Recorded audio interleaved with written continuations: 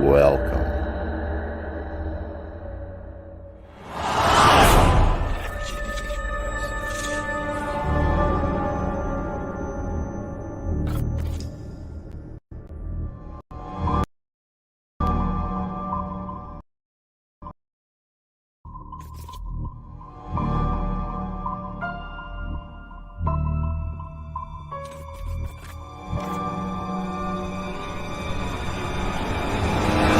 Sit back and enjoy as we dive deeper down into the rabbit hole.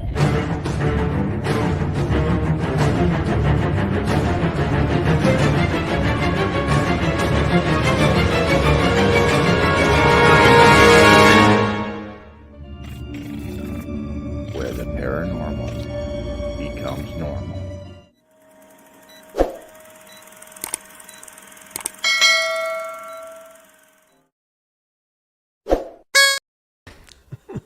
Hello, welcome to today's show. Sorry, you just made me laugh with that laugh. I'm in one of the beats today. I think a bit of sunstroke and overtired, so the slightest thing is going to make me laugh. I do apologise. Oh, let's start again. Right, let's go. So, welcome to the show. Thank you, Nicole and Tilly, for joining us. Sarah is out doing an investigation, so she's not going to be with us. And I would like to welcome Jedi Bob. Little intro for him. So Robert Stanley is a world-renowned researcher, author and talk show host who has travelled to more than 50 countries in pursuit of modern and ancient mysteries. His work has been featured on radio, print, television and on the internet. So welcome to the show. Thank you, Andy, Nicole and Tilly. Nice to see you all. Thank you. Thanks for coming on. My pleasure. Can I just say as well, so I found Jedi Bob on LinkedIn. So I do use LinkedIn, but I don't use it that often. Mm-hmm. And your name just popped up, and I had a quick look at your bio, and it's like, oh my God, I do need to get him on the show. And then thank you. I sent you the message, and then we've been emailing since. So yeah, appreciate that. I'm glad I went on to LinkedIn that day. So. Well, me too. I mean, the internet is a strange place, as you know, and I call it anti-social media quite often, or socialist media, however you want to look at it. But there are good people out there as well, and I've reached out to over 1,000 people recently. I usually don't use LinkedIn, but I have this specific report on the hidden history of UFOs or UAPs or whatever you want to call them, spaceships, in the controlled airspace of Washington, D.C. I have been reporting on that since July of 2005. Wow. It's hard to believe. Okay, and I stupidly thought, that because we had photographs of them over the Capitol and one of them landing on the roof and stuff, I thought this would actually be a slam dunk and it would be very easy. It turned out it was not, and it's still not, and that's why I brought up LinkedIn. I have contacted literally hundreds, over 1,000 now, people in LinkedIn who are they produce documentaries or films or TV shows, or they're journalists, or they work in the military, the Pentagon, and generally speaking, most of them haven't even responded. They don't even say thank you or you're an idiot or anything. They just ignore it because, like most people, it's either too much. It probably is just too much for them to even believe. And if they do believe it, they probably feel intimidated. They don't want to get involved. Yeah. Can we trade experiences, my friend? Go for it. Because I've been reaching out too about these types of topics to higher up people, and I've even had some of them contact me. They don't tend to ignore me. They tend to say, okay, yeah, we'll use you as part of this disclosure movement. Here's the script. And I'm like, that's interesting. I think I'd rather be ignored. Well, okay. Look, you can also get the wrong kind of intention. Yeah. Like I did when I published the first article in July of 2005. I published it internationally on the internet, but also in a publication out of Australia called Nexus. And and he publishes Duncan, if he's still around. Hey, Duncan. He published the photographs in, I don't know, like 6 or 7 countries. and in his magazine. Yeah. But I got visited by a black military helicopter at my home about a week after that article was published. And it wasn't a friendly visit. They didn't announce why they were there, but they just showed up. And I was living in a civilian neighborhood, and here comes this military helicopter. I thought it was just an accident until it started circling low over my house, literally shaking the whole house. Fortunately, my wife and son weren't there, so I went outside to see what was going on. And when I came out the front door onto the driveway, it was hovering over my driveway. Wow. I mean, probably 100 feet up, but that's totally illegal. You're not supposed to do that. I mean, I don't know if they have permission or not, but who's going to stop them, right? They've got a military helicopter. The police aren't going to come. And they were literally, okay, so if I'm facing you, I came out on the driveway looking at them, and they're literally like looking back at me through this tinted thing with the black helicopter, and I'm sure my mouth was open. And it was really loud. And the air is blowing in all directions, and I was so, Andy, you know this word, right? Gobsmacked. Yes. If I ever use that word, that was it. That was the one time I can say for sure I was gobsmacked, and I really didn't know what to do. And then they just kind of lifted up and then continued down the street. So and then they did a 180 and started coming back up the street, very, very low, just above the treetops.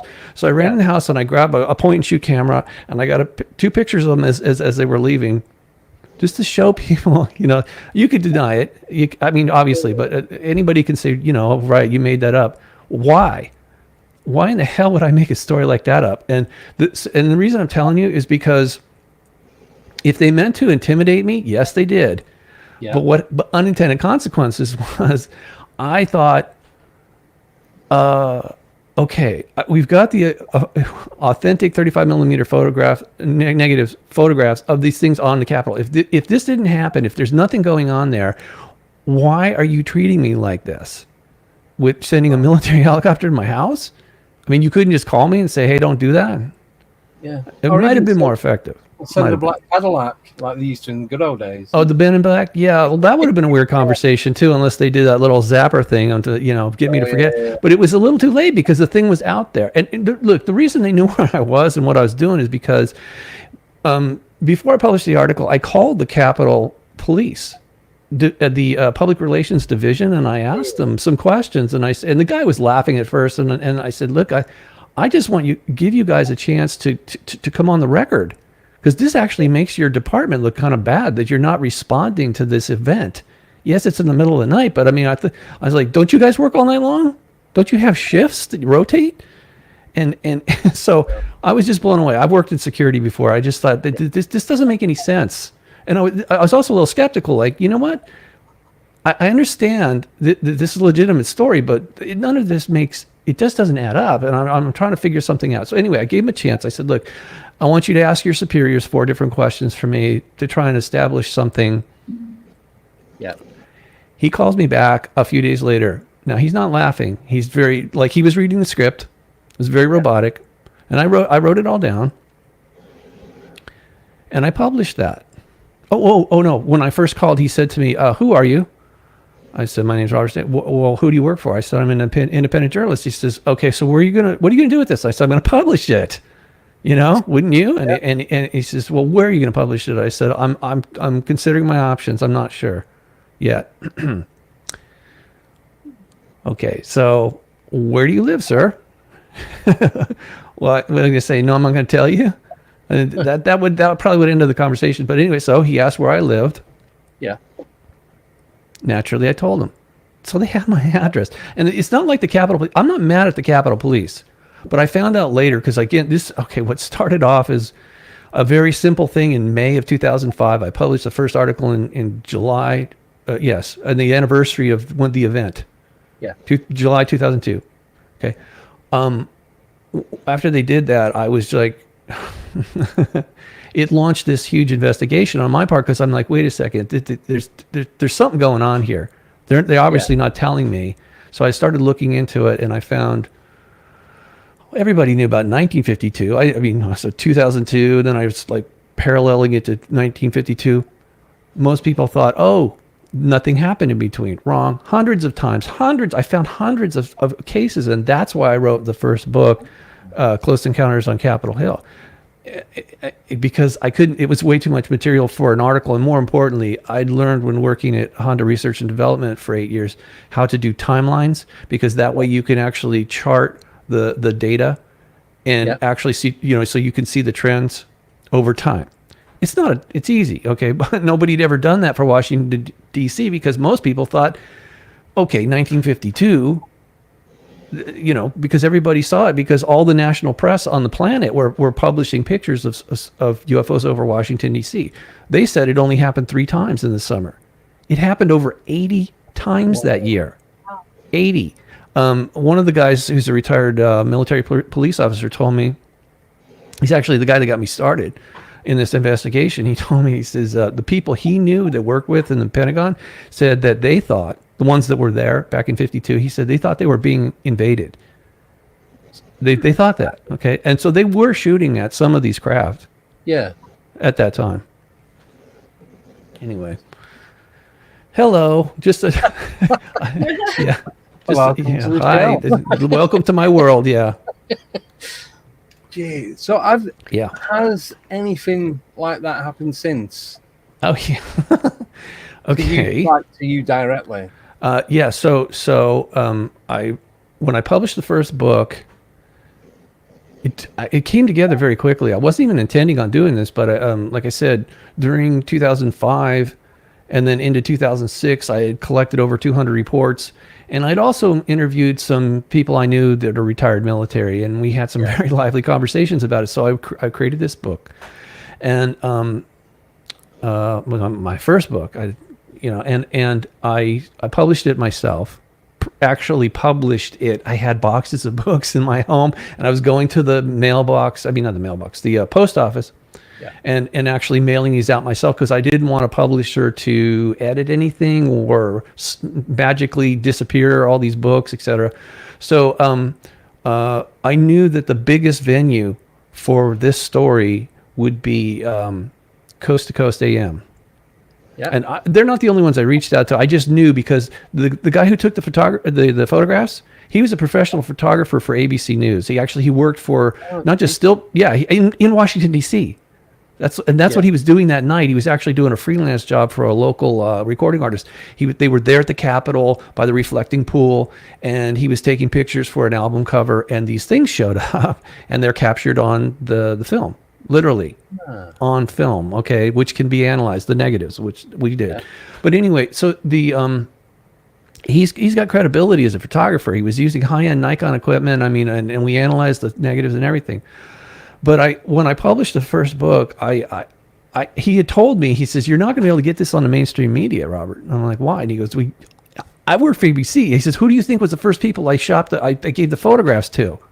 I was ABC. And he goes, yeah, the station chief. I worked directly under the station chief for ABC. He said, I worked in the Capitol. I worked at the White House. I worked at Marine One. I know all these people. I sent them copies, and they like what I told you before. They just act like nothing. They act like nothing. They don't even respond. All right. So, he said he did get a bite. Somebody was interested at one of the people at National Geographic. Yeah. Said, "Oh, that's a great story. We love photographs." That guy got fired. Wow. Oh, just a coincidence, I'm sure. Yeah. Something completely unrelated. Yeah. But anyway, so I already knew going into it, I was kind of up against that bias, and so I published it myself, and I contacted a lot of people, different people. I actually, it's hard to see from behind me. Where is he? How do I do this? Everything's retardedly backwards. Okay, this right here. Yeah, that's actually an article. You can't see it. It's an article from a local newspaper that they interviewed me when I was living because it happened in the neighborhood where that they call it a daily breeze. It's a very old newspaper in the Los Angeles area. And somehow she got a hold of my book, and anyway, they interviewed me, and it was published in the newspaper. Sorry, where is it? Right there. Didn't really make a whole lot of difference then. But so I finally contacted Coast to Coast AM. I spoke to the booking, the person that books all the guests, and very nice lady. She didn't believe me. And I said, well, I've got the book, I've got the photographs. And I emailed her some of the photographs, and I said, this is real, believe it or not. And it took her an hour. We had to talk for an hour before she said, wow, I guess you're telling the truth. If you want, well, I can get you on. So I did. And that was, almost 17 years ago. And I just talked to George like last month, and it was kind of weird. The fact that we've been talking that long, I still haven't broken this story the right way. So I don't think I'm doing something wrong, is what I'm trying to tell you here. And here's why. They put some of the photographs on their website the night that I was on, the first night I was on. And I had photographs on my website, naturally. And after the show, I had hundreds of people emailing me and saying, Robert, the photographs on your website are gone. And I looked, I'm like, okay. So it was late. That show's kind of late. So I figured in the morning I would just go, because I am my own webmaster. I don't trust people to do that stuff for me, right? Yeah. So I'd learned that. Anyway, I go in there and I try and upload the photographs again to the server that I'm renting a space on. Yeah. Couldn't get in. So I called them up. I said, hey guys, I don't know what's going on. I can't get in. And they said, well, hold on a second. And then they come back, they go, excuse me, we can't get in either. What did you do? And I said, I didn't do anything. I can't get in, and this. So I was like, oh, okay. Anyway, long story short, it turns out it was a very spooky software company in Herndon, Virginia. And I say spooky, I mean like counterintelligence people. I'd rather not say who the name. Last thing I want to do is piss them off. But yeah, there's a lot of Russian guys working for a 3-letter agency here in the U.S. Yeah, it was really easy. What they had a backdoor software built in, so that when that company that owned the server didn't realize that that they could be, and it's not even hacked if you have a backdoor, right? Oh, you just straight into it. Yeah, and they did, and they locked the server. Yeah, they stopped that scene doing they're not stupid. They must have known I was going to upload the pictures again. It's just a push a button, dink, and no. So I had to move. I had to move to a different server. That was another thing. I'm like, well, once again, you guys, if if this story has no merit, if there's nothing to it, why are you acting like this? Yeah. From I have Washington a D.C. question, Go ahead. For you, my friend.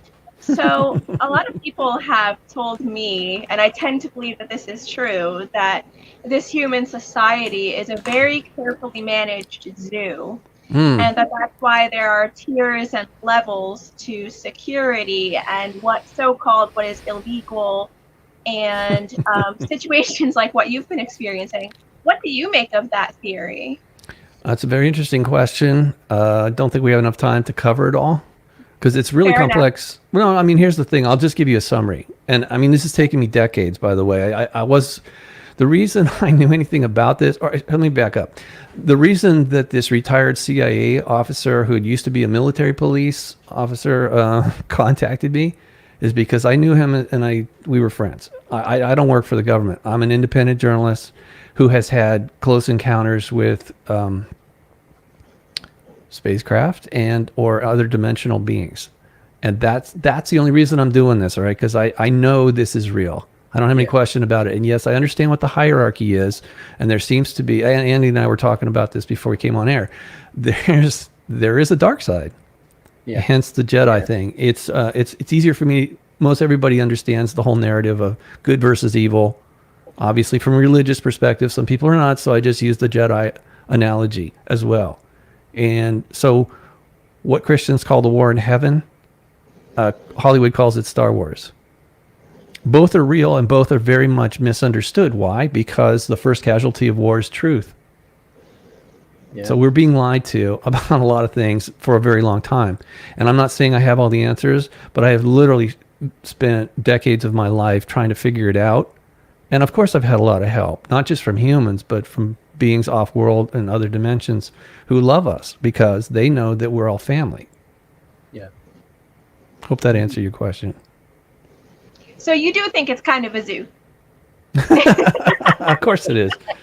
Yeah. Of course it is. Yeah, but we're not just here for someone's entertainment that they can throw peanuts at us in a cage. It's not like, when you say a zoo, I tend to really hate zoos because they just seem very cruel to me. Okay, to the animals. Yeah. But yes, in a way, we are being treated like that by the dark side, not the benevolent beings. They want to liberate us, let us out of the zoo, and so that we can return back to the extended cosmic family. That is my understanding. I'm glad that we're on the same page, and it's a pleasure to meet you, my dear. Yeah, well, neighbor. Nice to meet another neighbor. Yeah. Oh, God. So, can I ask, do you still have the photos? Yeah, I do. If I was better at video, I would have already produced a documentary. And that's one of the reasons I went to LinkedIn. I was thinking hey, guys, here's just some of the photographs that I have. And the most important thing is the photographs definitely tell a lot. But the timeline puts it all into context. When you know the historical timeline, it's like, okay, wait a second. All these people over decades, many, many, many decades, are seeing the same thing from slightly different perspective, but they're all describing the same thing, and it keeps happening repeatedly. And they're obviously not officially welcome here, and yet they keep showing up. So why? Right. Why? If I may as well, I'm going to be in a quantum science documentary in November, and the documentarian is a good friend of mine. Oh. He, I think, would really love to meet you. Okay. Would you be interested in me hooking you up with him after the show? Yes, absolutely. Can you give your email to Andy or vice versa or something?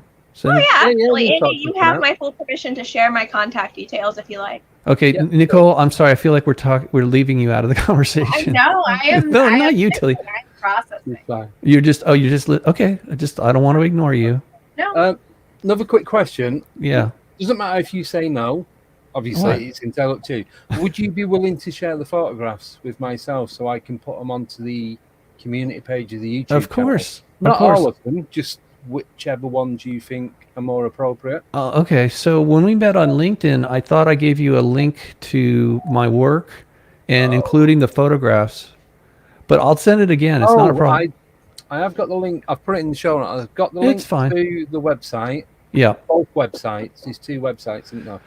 Okay, so for people, all right, in post-production, let me just say, if you want to see the photographs of people, go to robertstanley.substack.com, and at the top of the page is an article with the capital, U.S. capital on it. It says, you can handle the truth. Just click on that, and you'll immediately going to see some of the photographs, and then you can, at some point, you can also click on another dedicated page of other photographs, because this was the other thing that blew my mind. I knew that there was photographs taken in 1952, at least one that everybody was the iconic thing, actually taken from the exact same position as 2002, right? Where there's a fleet of them flying behind, over near the Capitol Dome. Turns out, even though it says in the public record there was hundreds of people on the National Mall, which is that expanse that goes out between the Capitol and the White House. Yeah, that's a public area. So in 1952, according to the historic record, hundreds of people were there taking pictures and movies of UFOs. So I'm like, well, where are they? Something happened. So one of the guys I interviewed, he's deceased now. He was a retired Air Force colonel. He was a military intelligence officer on this particular topic, not just DC, but the UFO question in general, and especially photographs. And so I asked him, Colonel Stevens, I said, where are the photographs? And he goes, well, he told me, and I'm like, well, I don't know where that is. And he goes, well, all right. So they're processed in this one base, but he says, but they're archived in this underground city. He says it's the second capital. I think he called it Mount Weather, and which wasn't known until an aircraft crashed there, and some reporters showed up. They're like, "What's this?" Oh, whoops. Yeah. So anyway, there's a lot of stuff under the ground there in that area. I mean, a lot of stuff. I was blown away over the years. Some of the stuff I've learned, but the photographs are considered to be a threat to national security, which would explain why I got visited by a helicopter and my website hacked. And since we're going down that path, So 2006 is when I really broke the story on Coast to Coast AM, because that is a national radio, and they've got a website, and they've got listeners outside. Anyway, I actually, one of the guys in the audience had a picture, 2 pictures of that had been taken by his dad, who was an Air Force officer at the Pentagon, and it was his uncle. I'm trying to. There's a lot of stuff I got to keep straight in my head. It's been a while, but anyway, his uncle was driving with his wife and kids. Were driving. It was 4th of July. They were driving. They'd been to some picnic or party or whatever. Anyway, they were driving past the Pentagon when they see these UFOs over the Pentagon. This is 1942, 7. I don't know. It's in the 40s, early 40s. And so he told his wife, stop the car. He grabbed a camera that was in the glove compartment, and he took a couple pictures. And he this is what's so weird. Apparently he told his superiors at the Pentagon, and they go, we want the photograph, and we want you to shut your mouth. You do not ever discuss this with anybody, ever. And actually, that's what the photographer from 2002 was told too. His dad worked at the Pentagon. His brother worked at the Pentagon. His dad was done after he took these pictures. He showed his dad. His dad got furious. His dad was dying of Agent Orange. Wow. In the lab. What? His parents, his mom worked for the CIA. His dad worked for the Nuclear Biological Chemical Warfare Department. Yeah. Within the CIA, deep state. He'd been exposed to that in the laboratory, and it was eating him up, and he was dying. And the photographer, Mr. Allen, took the photographs, and he got furious. He goes, "You can't show those to anybody." Typical military. He's like, "Don't you dare!" Like, well, Dad, I already showed them to the Capitol Police, and he's like, "Stop it! You stop right now!" All right, fine, whatever. So, I kind of knew this was a really sensitive subject. I just didn't know really how bad until the next year, 2007. All right. I'm sitting there, and I published the book. I published the article. I'm talking on shows, but I'm thinking like, God, this is going nowhere. What the hell? But I found I was still looking for photographs or movies, and I found 1985 Walt Disney Studios was promoting something here at Disney World in Florida, a new ride called Close Encounters or some crap like that. It was really stupid. I don't know if you remember this, but anyway. In select cities across the United States, they did this documentary about UFOs, and it was a promotional thing, but it had some real people talking about real stuff. In it was about 2 or 3 seconds of UFOs flying over the Capitol at night doing this kind of maneuver, like an insect, just flying on 2 of them, like doing this, and you're like, okay, we don't have anything that can do that. Not even a drone. It's no. So I called Disney Studios legal department, and I said, hey, I know you got this. You guys, whatever, you published it. I mean, you aired it, but you've never re-aired it, and I've got a copy, but it's terrible. I said, can I get a copy? And they said, no. I mean, I was talking to a lawyer for one of their entertainment attorneys. I said, no. I said, well, could I see it? Because he told me they had it in their library there. They had a copy in their library, and I was only like an hour away. No, we're not sending you a copy. No, you can't see it. As I'm having that conversation and feeling very frustrated, I hear military helicopters coming towards the house. I hung up the phone, and I'm like, oh crap, no way. This is not happening again. I ran outside the house. And the whole neighborhood was shaking this time because this time it was the larger. The first time it was just a single prop, the smaller one. These were the large. I think they're called Hueys. They have the double prop, very large prop, and a whatever in the back. Yeah.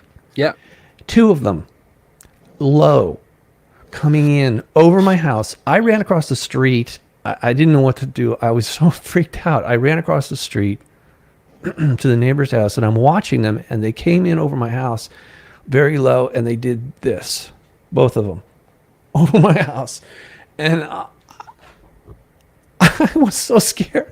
If they had crashed, we all would have been dead. for sure, no doubt. And that was not only illegal, that was stupid. That was really, really, really, really stupid thing to do. Well, I don't know, it wasn't an accident. It wasn't like they were looking for me. They came right to my house and did this at low speed. What? Did anything come back from any of your neighbors? Like, my neighbor was home. She was watching this, and she's like, well, "Robert, what the hell's going on?" What and are you doing? I'm just like a gibbering idiot. Oh, so same thing happened though. I didn't have my camera. I was in a state of shock. Yeah. And after they did this maneuver, they went back down. They were going down the street the same way at very low altitude. So I ran back in the house, grabbed the same camera, and as they did a 180 and they came back up the street. I got them again. And yeah, okay, look, the photographs don't prove anything. All I know is I was there. And again, thank God. If my wife and kid were there and that happened, I wouldn't be having this conversation with you. I think my wife would threaten to divorce me if I didn't stop whatever the hell I was doing. Was obviously pissing somebody off, and you don't want to know what comes next. And actually, she didn't. Okay, sorry, I'm yelling, but no, it's good. I love the passion. Well, I'm a little shook up still because at that point I wanted to stop. I really did, because I was thinking, man, these guys are crazy. They're freaking crazy. And they're pissed off at me, and they're not even talking to me, but obviously they know what I'm doing because I was on the phone. How did you know I was on the phone? Well, that's pretty simple, right? That's easy for them. And I was public about everything. As far as I know, and I don't think I was doing anything illegal. Obviously it was upsetting somebody, but I thought I had a right to at least investigate and report on it. Yeah. Right. So unintended consequences, second visit, second book. Because I'm like, okay, look. There is definitely something going on in DC that they don't want people to know about. And this isn't very polite. Sorry, ladies. I've been accused of having more balls than brains. When it comes to this, I am tenacious. I'm like a pit bull. I just grab onto it. I want to go. They're like, no, let go. Sorry. Yeah, you just grab onto it and stick with it. I get it. And here's the other thing. I realized too. Believe me, I did want to give up. I thought I kept trying to convince myself, you got to stop, Robert. I couldn't do it because I realized nobody else was going to do it. Don't ask me why. This doesn't really make a whole lot of sense to me, especially at the time. I didn't fully understand how this what I explained, the war in heaven and the whole Jedi nonsense and stuff. Yeah. Well, okay, so for whatever reason, I agreed to do this, and it wasn't like, okay, we're going to make it easy. You just push a couple buttons, get on, and it's done. No, apparently this is going to take as long as it takes to crack that nut. And oh God. So anyway, I don't mind talking about it, but my neck is so tight right now because wow, guys in the military, friends of mine, they just go, you got post-traumatic stress, man.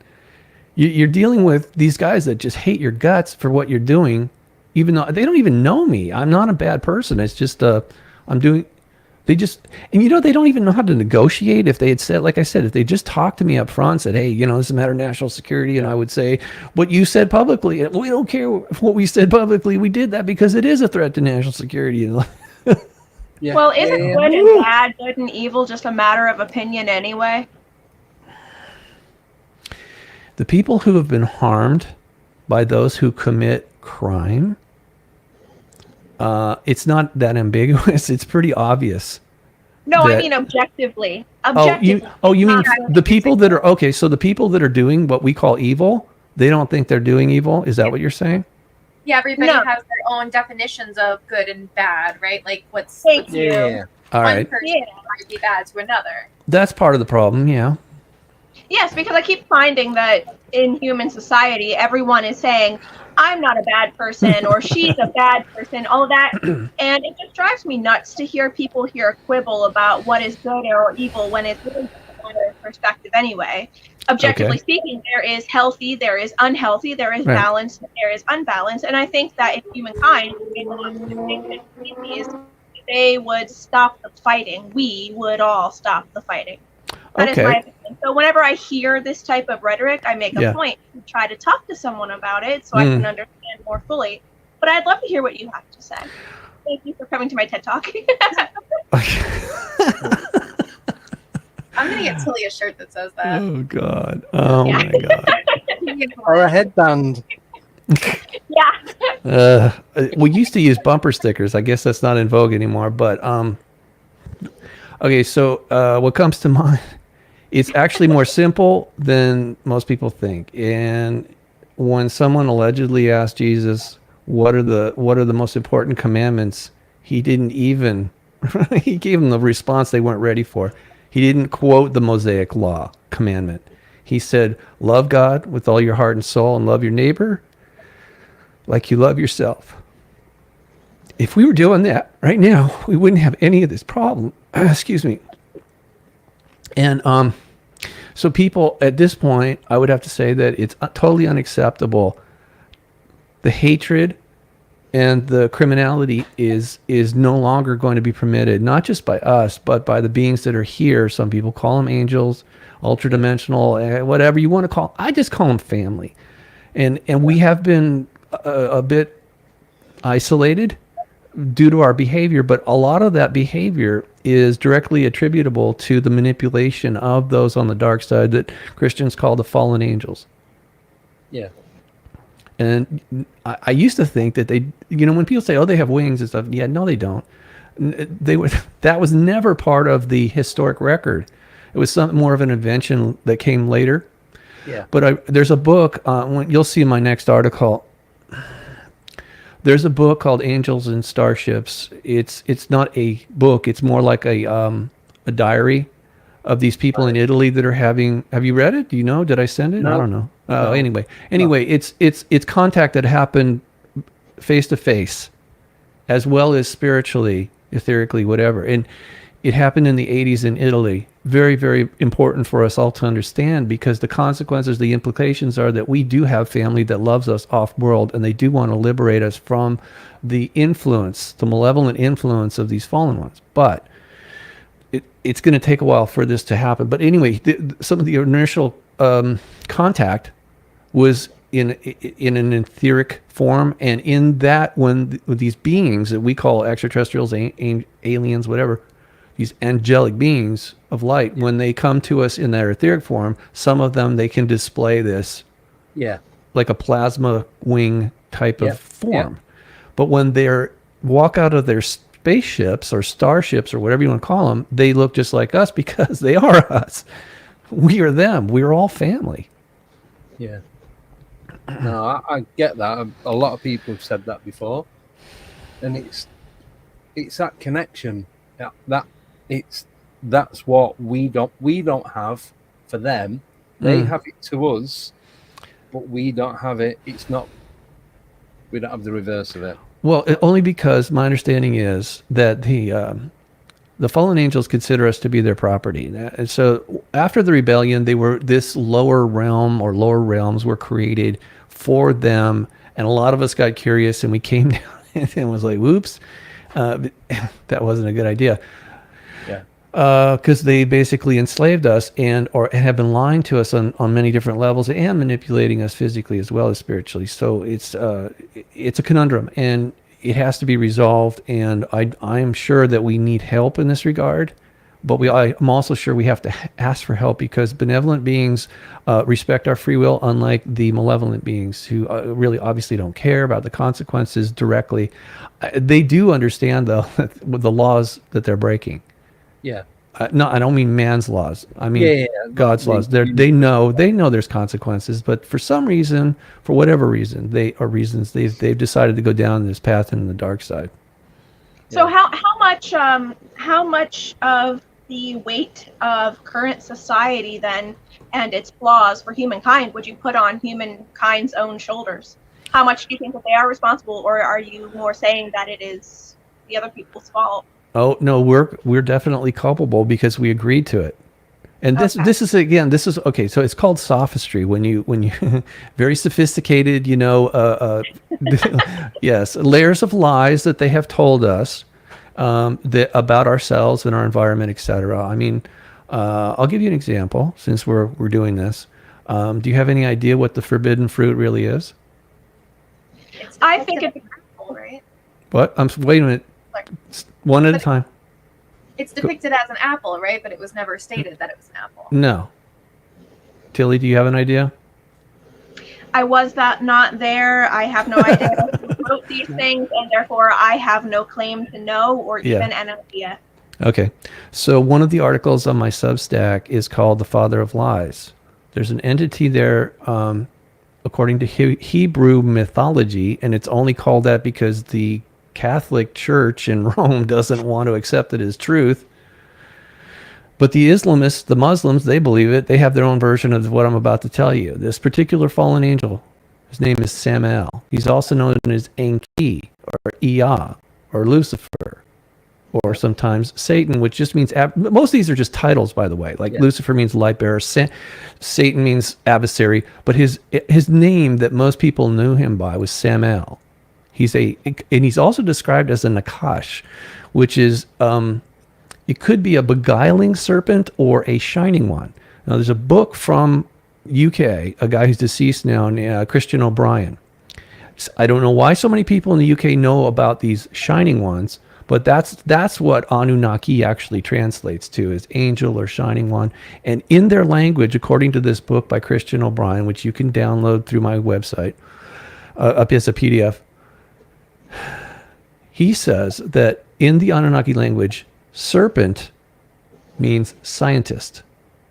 And according to Zechariah Sitchin, in his translation, Enki or Samael was a scientist, hence known as a serpent, not something that crawls on the ground.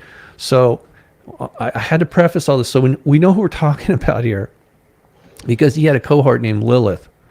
And Lilith was the first wife of Adam, allegedly, who bore him many monsters. Again, this is considered mythology, but I'm just telling you, most people don't know this. Obviously, it's not included in the Bible. Conveniently, the church fathers, it took them 100 years to figure out how to lie these layers of lies about what may or may not have happened. I'm just saying, there was a lot of alternative narratives, aside from Sumerian stuff. So Samael had a child, a male child, with Eve. Prior to Adam getting her impregnated, he did, Samael. And he brought that, he at one point, this is just the narrative, I'm not making this up, I'm just telling you what I found. He brings this child to Eve one day and says, I want you to watch our son. He says, my son, but whatever. The child that he had with her, he says, I want you to watch over him. I'm going to go. He doesn't say, he says, I'm going away for a while. And then Adam shows up, and the child starts having a tantrum. And allegedly, Adam killed the child, and he and Eve ate the child. Oh. Okay, so what I'm telling you now, this is part of angelology. Most people are familiar with, like myself. I knew a lot about demonology, but until I actually became immersed in angelology, I didn't understand this stuff. But once I was open to it, it was like the floodgates just opened, and so I'm inundated with this kind of stuff, this awareness. The forbidden fruit was a child. Right. Okay, that sounds crazy, doesn't it? Except if you think about what happened after that, the consumption of children by worshiping Moloch, and it's still going on today.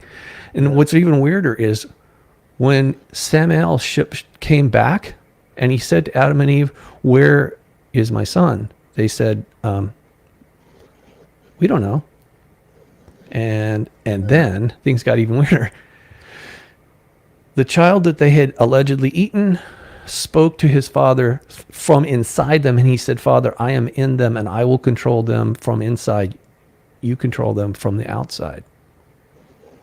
It's a coordinated thing. Now, you could say this is just metaphorical or whatever. I don't really care. I'm just telling you, if that had been included in the Bible, that it wasn't the God of all creation, that it was a fallen God named so-and-so that did such and such. I mean,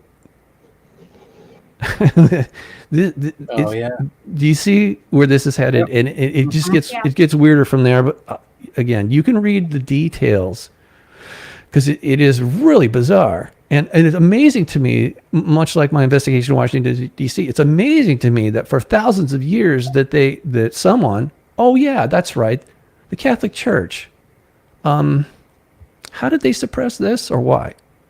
Turns out Samael is the guardian angel of Rome. Oh. And it turns out that Rome, London, and Washington, D.C. are all basically the same thing. They're designed to be sovereign citadels, or what I call the fortresses of evil on the planet.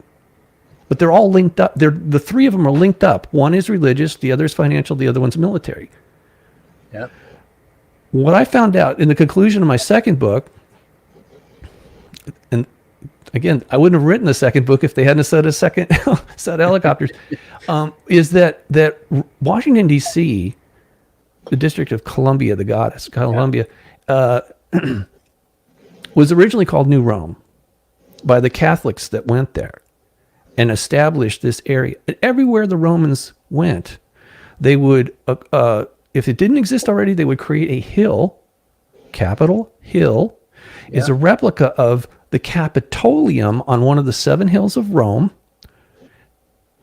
And the senators, this makes no sense, right, to us who weren't there, but the senators allegedly would go into the Capitolium, this temple of democracy, and there was a statue of Jove or Jupiter with his wife or his sister wife sitting next to him, and allegedly they would have a communication with him, and he would instruct them how to govern. Yeah. Well, no, none of this. Sorry, I have a very, very bad temper, and parts of me wants to really curse right now. Please go ahead. No, it's okay because it will freak people out. Right. I'm gonna stay calm because this doesn't help anybody if I start getting flying off the handle here. I'm just saying, this is knowable. It's not that big of a mystery. It's just been withheld from us. Yeah. You know, if you think censorship is bad now, what I'm telling you is it's always been there, and it's all part of this war of between the good and evil, whatever, these entities. It's a family feud, okay? If you want to get specific about it, that's what it is. And we got caught up in it. Those of us who are essentially innocent, we didn't, but we do participate on some level. It's not like we're all victims. Yeah. Although we have been victimized by those who have the ability to do so, for sure. Absolutely. Anyway, I'm sorry. I feel like I'm just rambling at you guys. No. I Everyone's agree with listening. you about the innocence. I have great sympathy and perhaps some empathy for little children born into this world who they're completely innocent. They've done nothing wrong. And this is the world that they are born into. And I believe on a higher, the home or so-called heavenly level that we all chose to come here and experience whatever. Yeah. But for me, my heart still aches for the little children born into this place. And especially for watching the human children grow up into what I would consider to be monsters. And, that somewhat matches what you were saying about being controlled from the inside. I find human-based psychology horrific. And there are very few people that I allow into my life because I consider humankind to be monsters, real-life monsters. I've worked with, apparently, again, everyone, please rub your own 2 brain cells together and decide for yourself. I may be mentally unstable. There's always that chance that I could be a grifter. I promise you I'm not, but still, please decide for yourself. That out of the way. Oh, God. I think you have worked with demons and the jinn and the fae and lots of other kinds of people. Yeah. And the constant criticism that comes back is that they regard humankind as monsters because of the lying and the dishonesty, the promise breaking, the inconsistency, the violence and whatnot. And I do believe that they are being, humankind is being manipulated. Yeah. By lots of other outside forces. However, go ahead. Inside there is that seed of what we would say is monstrosity. And I think that for human people to really and truly evolve, this whole society needs to become a lot more loving and objective instead of being constantly selfish and violent and then roiled up in all of this drama. I think it's very simple. If we love each other as we would ideally love ourselves, I think then the family feud would end. But what do you guys think? Okay, Nicole, your turn. Yeah, you're being too quiet. Well, the problem with that whole theory, Tilly, is people don't love themselves enough. True. I agree. We first learn to accept and love themselves before they can love other people. But yeah, that's absolutely correct. Yeah. And then what is love anyway? Maybe there's a different definition for each person. Maybe this is an impossible mission. Yeah. I don't know about that, but it just feels that way. Go ahead, Andy. What Tilly was just saying about humans being monsters, obviously it's not all humans. We are being controlled by those, the hierarchy. They're controlling and putting across that not that we're all like that, but they want to make it look like that humans have that capability and they're causing all the chaos on Earth. And anyone looking from the outside, because we are, like you said, we are controlled. Like when we go to war with the military and that, you sign up for the army, and if you go to war with another country, you're basically a killing machine. That's it. And that's what you are trained to do. So whether you're defending your country or the world, whatever, that is what you're doing. And that's where I think the monster issue is. It's not the individual, it's who is controlling and manipulating all the situations that are not good. True. So you don't think that human beings have free will is how it sounds to me. Is that accurate? You don't have to sign up. You don't have to be evil. Some people, it may be genetic. They may have some sort of mental disorder, but not everyone. Yeah, I think it's a spiritual issue, actually. Because they feel like they are good. They are doing the good thing. This is true. Yeah. But it's still, yeah, okay. But I mean, it's not good for it's not the greater good that they're serving. It's a very specific set of lies that have been told to them, like that you got to protect your country against this enemy. But is it true, or is it based on lies? And if it is, we're going out and it's just like religion. Any religion that justifies killing their own or others, that's not coming from God. No. That's just the creation. And yet there's people who believe it and then they'll act on it. Very much. So yeah, but it's a choice. We always have a choice. The choices we make and the actions we take, that's completely on us, even if we are being manipulated by so-called superior beings on some level. But they're not. If you think about it, okay, so what? They have more technology and they may live longer physically. So they have an advantage, but their disadvantage is that they're spiritually corrupt to the core, and they have very little capacity for creativity, if any, now, because they've gone into the dark side. Whereas those of us that are still working with God and the angels and creativity, we have an unlimited capacity, especially when we work together. There is no honor amongst these fallen ones and those who serve them. They'll throw each other under the bus in a heartbeat. We're not like that. We tend to want to care for each other. Yeah, because I get what you mean about going into the dark side, because once you get in it, you are then you would come to a brick wall. There's only so much you can do, and the end game of that is basically murder. It's a brick. Yeah, it's a dead end. Literally a dead end. Yes, it's unsustainable. Yeah, I know. And they're very desperate right now because they know that this is it. This is the final battle, guys. I know a lot of people saying that for thousands of years. No, in my opinion, this is it, and it's not just about us. Right? Well, when you read my next article, if you actually read, most people don't. No, I'm not accusing anybody here. Just saying. One of the things I found out as a journalist, an author, and as a public speaker is that most people on this planet do not read. They're functionally illiterate. And if they do read, the majority of those people actually only read novels, which was shocking when I found this out, because I'm not like that. I've been reading regular books, informational books since I was a child. I was already by third grade. I'm not trying to brag. I want you to understand something. From my perspective, I was already reading college level books in third grade. Yeah. Mainly because I'd learned to read music before I learned to read books. So I had a very good pattern recognition going in, and I could not get enough information. I was always hungry for more information so that I could do comparative analysis and try to figure out the truth. And a big part of it, you guys, I'm not complaining. Just want you to understand. No, totally get it. Well, my family was highly dysfunctional. I know a lot of people on this planet come from a family like that. But I mean, it was like police showing up because my parents were like trying to kill each other. It was bad news. I'm just saying. Yeah. So I didn't have this blinder that I just trust my parents are going to tell the truth and take care of me.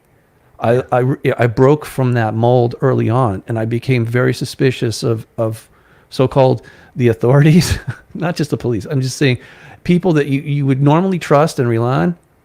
That was gone. So what am I left with? I just wanted to know the truth. I really wanted to know the truth. I knew I was being lied to, not only by my parents, but my dad was, okay, and this is the other thing, is crazy. My dad was an ordained minister under Yogananda. Everybody seems to know Yogananda because they read his book or whatever. They think they read his book, but he didn't even write that. He wrote some journals, and it got, the book that people read now, it was written by people in Hollywood. In fact, what he bought using other people's money. When he bought the Lake Shrine in the Pacific Palisades, that was all part of an old movie set, or movie sets. There was, the Hollywood. There's nothing wrong with being entertained, but the problem with Hollywood is they entrain. That's why they're so well funded. They entrain our thought process. Yep. It's not entertainment, it's entrainment. They literally want to captivate us. Yeah. Yeah. That's what they do. And so Yogananda was just like that. I mean, he was a larger than life figure, and I learned that a lot of the people that were close to him, like my dad, were not being honest with themselves or the rest of the world. And I don't think we need to get into details. I'm just trying to explain to you that learning that at an early age is like, okay, I'm not going to participate, you guys. You can't force me to play games and pretend like everything's good and everybody's so devout. Just meditate, right. Again, part of me wants to curse really badly right now, but I resist the temptation. Well, do you want to take a minute? Do you want to take a break? No, I'm perfectly fine. I just want you to understand that this is very stressful for me. I'm not complaining. Because we just met. I'm a very laid back person. I grew up on the beach in Malibu. Wow. And people say, "Oh, you're very calm." Yeah, normally I am, but and I love to help people. But I'm just saying that the things that really shaped me were not pleasant at all. And I don't regret it. I really don't. In fact, look, when I was in, maybe you've heard me say this, but I know a lot of people have, but the bottom line is I would have never gone to the next level if I hadn't been attacked by demons when I saved the boy's life. He was bleeding to death. Wow. And he was possessed. I didn't know it at the time. It was all very instinctive, and I was just running on intuition and a lot of adrenaline. But after I saved his life, the spiritual parasites that were around him started attacking me. And I'm just giving you a short version here because it's a long story. Yeah. But I ended up going on top of a mountain that night, which was just so happens it was an equinox, the fall equinox. And I sat there on that mountain by myself under the full moon and the sun and the Milky Way, and I meditated or prayed or whatever you want to call it until I literally left my body and entered the light, which Christians call the Holy Spirit. I didn't realize it at the time. I'm just saying. When I left my body, I knew I was safe, that they couldn't follow me there. Yeah. However, I wasn't there very long until I noticed that there was something coming towards me from the horizon. Yeah. And that got my attention, and it also made me worried because I was by myself. My body was up in the wilderness area. There's wild animals and stuff. You know, I didn't know what was going on. Honestly, it was just none of this was making any sense at the time. But here's what happened. I'm in this light. I felt safe, but I saw something coming towards me. So naturally, it got all my attention. And as it got closer, I could see it looked like a man who was radiating light. Right. And he stopped in front of me, and it looked like Jesus. What most people think of as, you know, the long hair and a beard and a robe, that kind of thing. Except he was glowing brighter than the light we were in, and there was even light coming out of his eyes. Oh. And that's what I said. I'm like, okay, look, I'm out of my body, but I'm still feeling like I have one, and I was in shock. You know, my only thought was, who is that? And he said, I am the Father. For many years, I thought he said, I am your father, which it's actually both are correct. But the bottom line is the reason I couldn't accept, when he said, I am the Father, I know what you're saying. You're telling me you're God? Well, that's not good for me. Sorry. It's not because I'm not religious. If I believed as a young man at that time, 25 years old, I thought only crazy people talk to God. And I already felt crazy enough. This was not a good thing. That's what I was trying to say. And the very next thing was he was laughing because I guess it was funny. Something I was doing, my conundrum, whatever, it must have been funny to him. And the next thing I know, I woke up. I thought I would only been there for maybe a minute, passed out of my. Yeah. But when I sat upright, I realized that the moon had been directly over my head before, and now it was setting on the horizon, which meant hours had gone by. And I had absolutely, it was so vivid, so lucid when I'm there and he's there, and then nothing for hours. Mm-hmm. That didn't. I'm like, okay, something happened. I don't know what the heck it is. I'm not crazy. I know I'm not losing my mind, although it made me feel kind of nuts. After the sun came up, I went back down to work at the beach, and I spoke to the boys' grandparents. And the grandfather told me, he says, I said, is he okay? Because when he left in the ambulance, you know, he was basically bleeding. Here's what happened. He ran across the room into a sliding glass door face first and broke it with his face. He was lacerated. His entire face and head was lacerated. He was going to bleed to death. Wow. If I hadn't, and this is not part of my job. I was only security guard, but I ran over there and I called, I called 911 immediately. And because otherwise he would have bled to death right there in front of his grandparents. And when I'm doing that is when I saw these demonic parasites, whatever, in the house, and they obviously saw me too. They knew what I was doing. I was interrupting their here we go again, the blood sacrifice of a child. And the other thing I can tell you in retrospect, the reason they do that is not just to feed off the dissonant energy coming out of the child's DNA. They know that child is more connected directly to God than most adults. That's why they torment children to death far too often, because they know that God suffers. Every time that child suffers, God is suffering right along with them. They know that. And they do it anyway. So anyway, I go back the next day and I spoke to the grandparents and I said is he okay? And the grandfather says to me, he's going to live. He lost a lot of blood. Had to have over 300 stitches in his face and head. And like, okay, on one level, I'm like, oh, thank God he lived. And then I said words that I didn't even understand. I said to him, you can heal the scars on his face, but unless you heal the scars on his soul, this will happen again. Oh.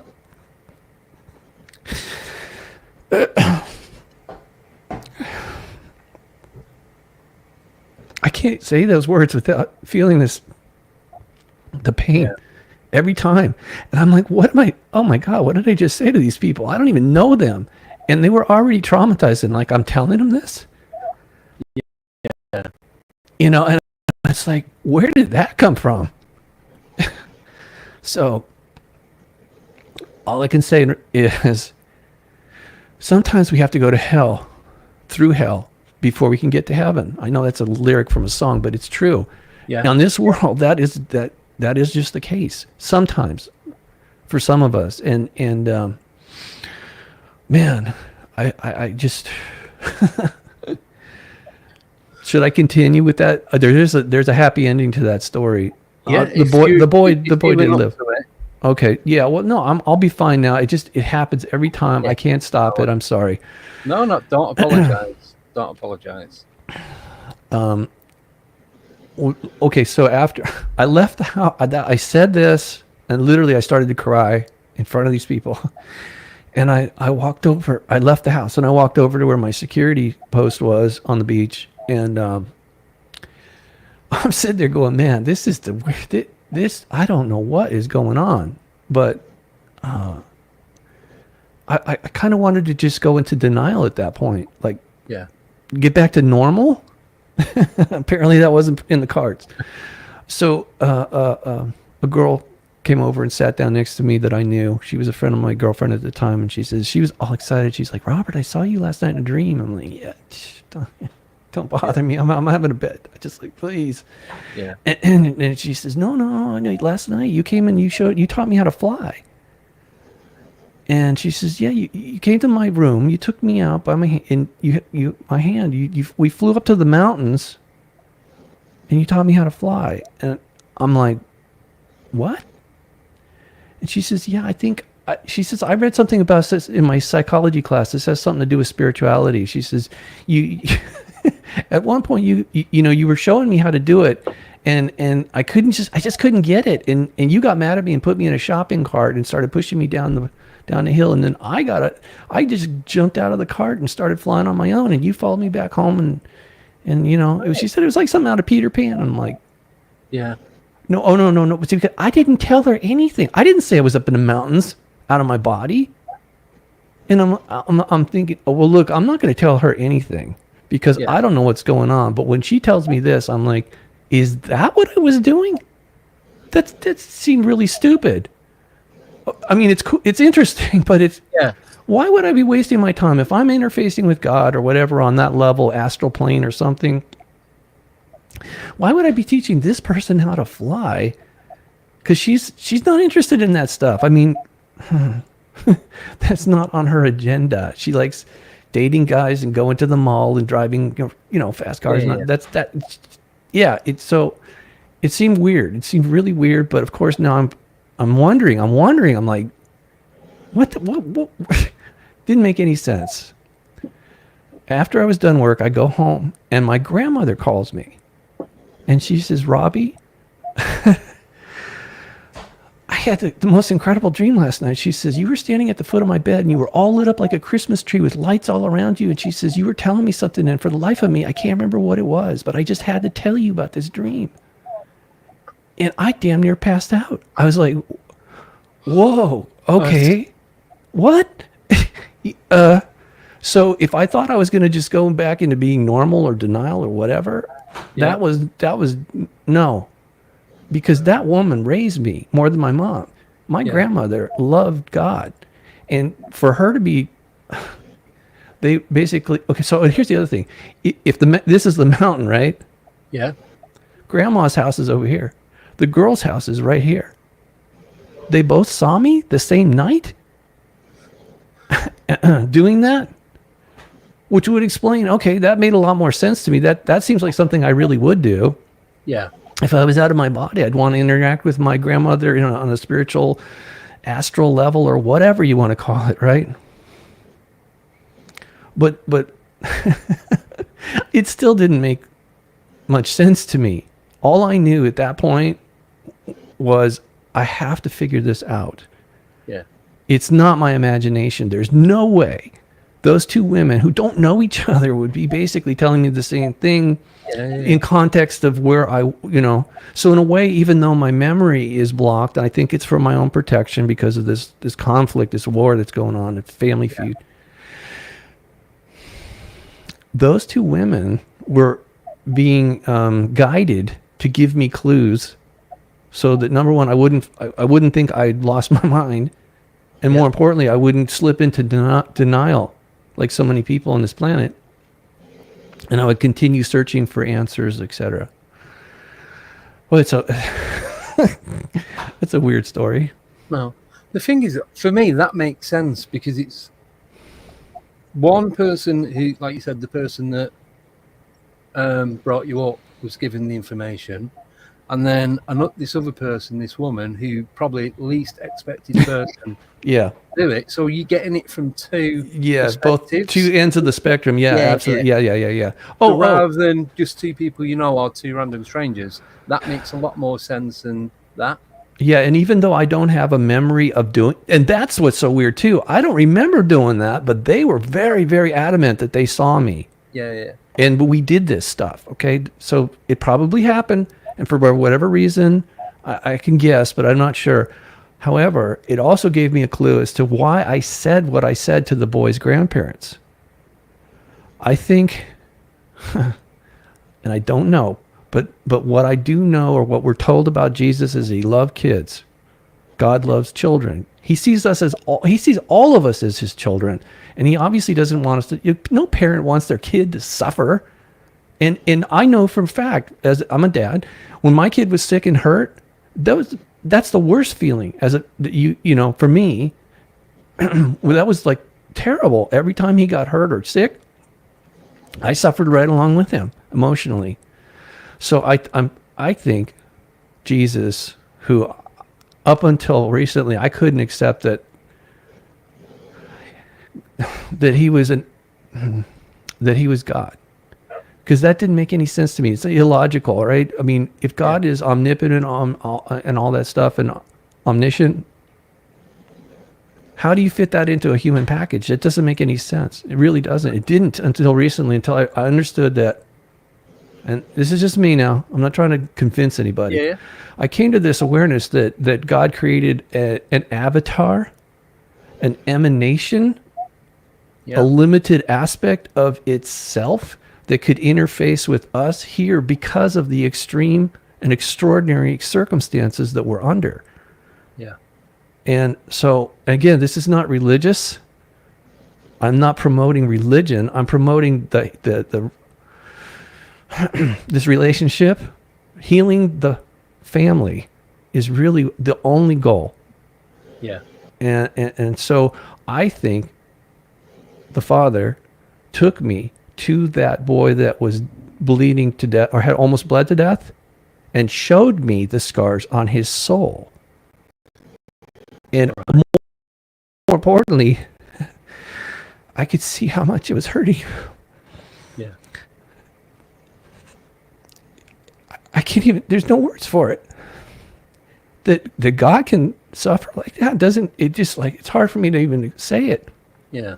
That he cares about us so much. But I mean, like I said, I understand, but that level of love is just... Well, why did he decide to do all of this anyways then? Because truthfully, that makes no sense to me. And then if no parent wants to see their children suffer, I see human parents abusing, murdering, sexually trafficking their kids all the time. So I apologize, but I would like some more clarification because the things that you're saying don't ring true. Which part? Well, firstly, that no parent wants to see their kids suffer. Oh, okay. You're right. That was an overreach. Sorry. Okay. That's okay. I'm just trying to ask clarifying questions that I don't understand, Okay. That's okay. Yeah. Okay. Look, so I wouldn't wish this on anybody, to tell you the truth. It's a blessing and a burden. Yeah. It really is, okay? But go on. You have some question or something. I do. So if this is not about religion, which I'll grant you the grace on that.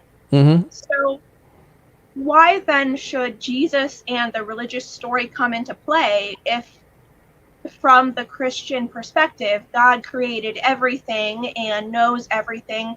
Why would it or he choose to have all of this suffering when it or he could have just chosen to have a very peaceful way of existence for all of us? Well, to me, this seems really psychotic and sadistic, but that's just my understanding. I understand. I'd love to have my opinion changed.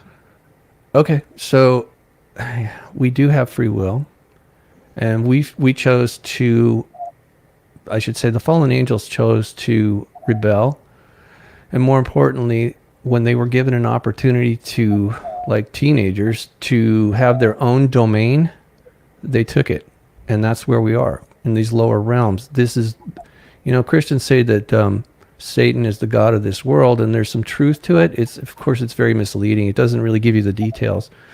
But they, just like in a prison setting, you have gangs, organized crime that actually run things on the inside of the prison. Where we're at right now, they control it very much. And the problem...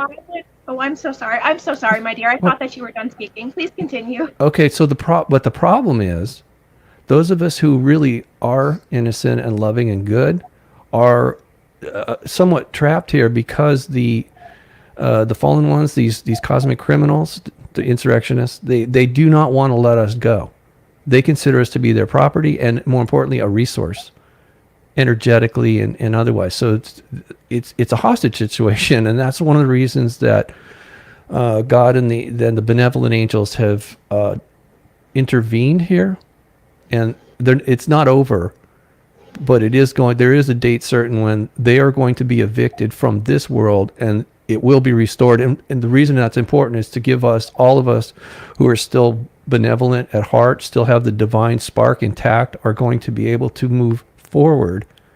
It's not ascension. I don't like that word, but we're just being restored to our true nature that has been impeded and manipulated. But why did God set all of this up in the first place if he or it didn't want us to suffer?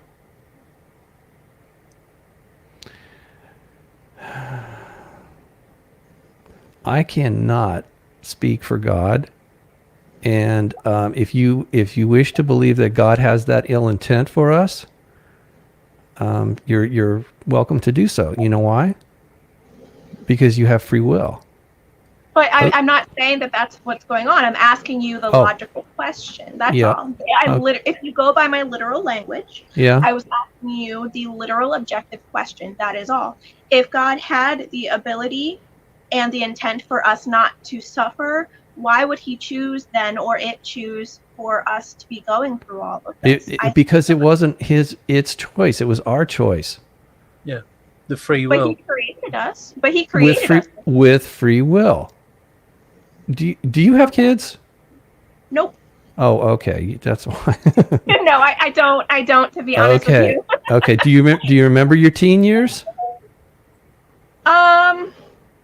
Yes. But I'm diagnosed as being very neurodivergent. I was a very tame, calm teenager, and I was boring. You didn't rebel against your parents ever? No. Okay, so I was lame. I was really, really lame as an introvert. It makes a lot. No, it's fine. It makes sense. It actually makes sense why you have these questions. Okay, because if you're a parent, no, it's okay. It's not nobody. We're not judging each other. This is a good discussion. It's very healthy. As a parent, I remember my teen years. I was extremely rebellious towards my parents. And my son, when I became a dad, he was going off on a tangent, but I spent a lot of time helping him up until the time that my wife and I moved to Hong Kong, and he was in university, and they started telling him predominantly that your parents are bad, and you're depressed, and you need to take pills. And you know what? Start drinking and having sex too. That'll probably be good for you. So what happened was he basically started hating us. We'd never been apart.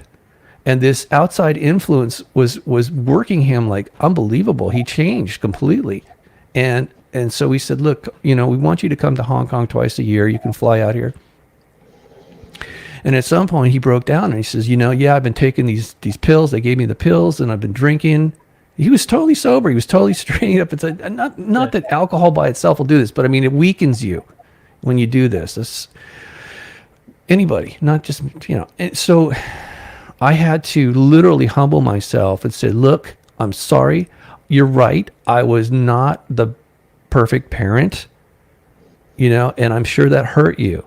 And I apologize for that. Okay. I can accept that, but you need to realize that we love you and that we're going to continue to be there for you through whatever hardships you have in life. We're here for you. Okay. And if you want to be angry about it, I understand. But I said, you know what?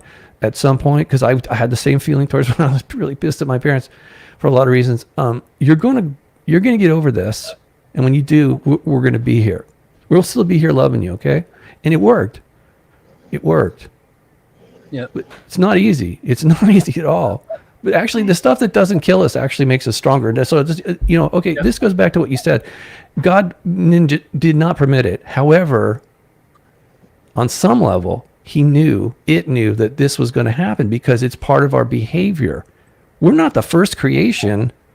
No. We're not the first kids on the block. There's a common progression of behavior, when you go from an infant to an adolescent, et cetera, to an adult. And so that was predictable, for sure. That was predictable. But you know what? Here's the thing, being a parent cannot keep their kid locked up their whole life. They have to go out and learn from their mistakes.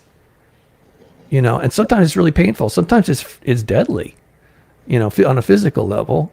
Yeah. So all we can do is help guide them. That's all we can do. Yeah. Thank you for that. Yeah. We have. Yeah. What are we running out of time? What's going on? Yeah, we've got 10 minutes left. We do have a question. Can we Yes. get this question? Mm-hmm. Yeah, I'll pop it up if you want to do it, Okay. Nicole. Yeah. So this is from Sober. Hey Bob, out of all the different cultures you've studied, which do you think has or had the best understanding of the phenomenon? In general, people in Asia. I mean, like Japan, they say their emperor descended from the sun.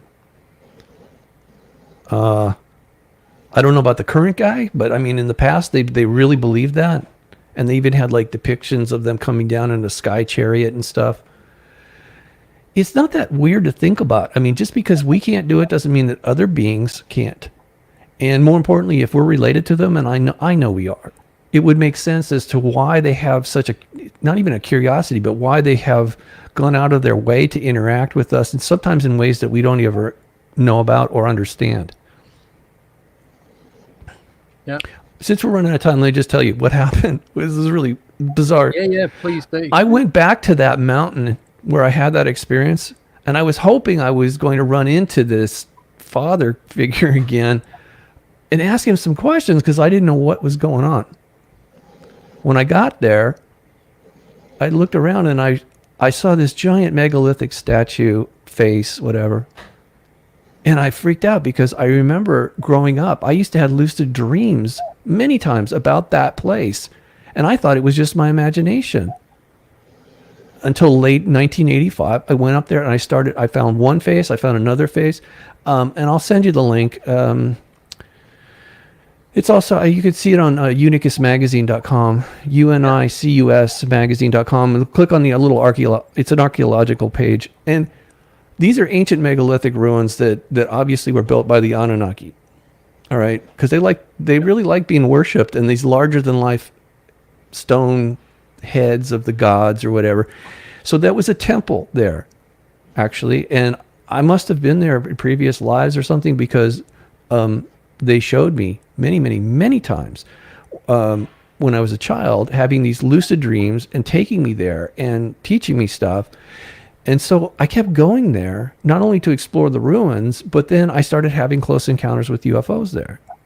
Oh. And I was bringing people up there, and they were having the same. They were there. It wasn't me imagining it.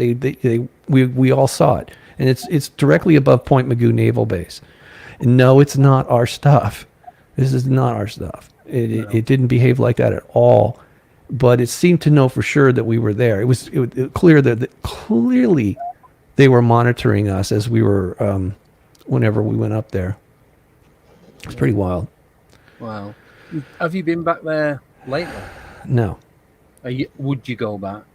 Last time I tried, I got rear-ended on the freeway. So I kind of don't think I should be going there. And you know, okay, so I was gone. I moved to Rhode Island back in 2008, and then moved to Hong Kong in 2015. Then I moved back to California in 2019. And I'm telling you this because that was the one time when I first came back. I was in California, and I went there, and it just everything felt different about it. It was almost like an ashtray. I mean, it'd been through a horrific fire, but it was just like there was nothing left, in my opinion, for me there. Mm-hmm. But I've already got the photographs. I've got the entire story, and again, this is about another book I wasn't planning on writing, but I am going to come out with a memoir because the experiences briefly that I've told you about were just a very small part of my life, which is a bit like Forrest Gump in that I wasn't planning on any of this stuff, but it happened. And I can see a continuity. I do see the synchronicities, and it's not happenstance. There's a larger plan there for me, not just for me. It's for us. You know that we do have divine guidance, but we also have some malevolent manipulation that's going on behind the scenes too. So it's a weird dichotomy, guys. I don't know what else to tell you. No, thank you for that. Oh, thank you for listening. We are literally at the end. Yes. We're only doing 90 minutes now. Just to make my life easier. Because it's in chaos at the it was in chaos. I was doing some 60 minutes, some were 90 minutes, some were 2 hours. It's like, no, 90 minutes max, that's it. Then we know. Yeah. That's it, sorted. So, but yeah, I've put that up. I also put the link up to the Unicus magazine. Thank you. Because you did send me that link as well. Okay, well that's a work in progress. Even though that's how I started off. Yeah. In print, and then that was my first website. I took it down when I felt threatened, so I took off. Yeah. And now it's back, and the Substack robertstanley.substack.com. I think that's an amazing site, but I wasn't planning on doing that. It was just a fluke thing that anyway, it's. Yeah, the next article, I think is going to shock a lot of people, and hopefully in a good way. Excellent. So, yeah, massive thank you for coming on. My pleasure. Good to meet you all. Yeah, you too. Thank you, Nicole and Tilly. Yes. Really appreciate it. And not everyone's gonna agree on the same thing, which isn't. No, obviously. It's healthy. Yes. Very healthy. Oh yeah, because you know why? Because we have free will. Exactly that. We're not a bunch of automatons. Yeah. Otherwise, we'd all be robots doing the same thing every day, agreeing on the same stuff, eating the same food. Oh my God, that would be so boring. That would be hell. That could be hell. Maybe that's what hell is. Well, it depends what the food is. If it's like my favorite meal, I wouldn't care. Well, okay. Since you're in the UK, what is your favorite meal there? I've had this discussion with a few different people, but if I had to choose a meal to eat for the rest of ever, sausage, mash, and baked beans. Okay, I could agree with that. That's it. And a pint. Do you drink your pints cold or warm? Don't do warm. No. Oh, come on! You know, in the pubs. Yeah, don't they do that in some of the pubs though? Cold, warm. No. Okay, so that's a myth. Well, some pubs probably do pour warm beer, but you don't go drinking there. No. If I have a pint of cider, I put ice in it. The colder, the better. Oh yeah. Not to water it down, just to keep it cold. Water down enough. But dear God. Oh, thank you. That was funny. Yeah. True story. I believe you. I believe you.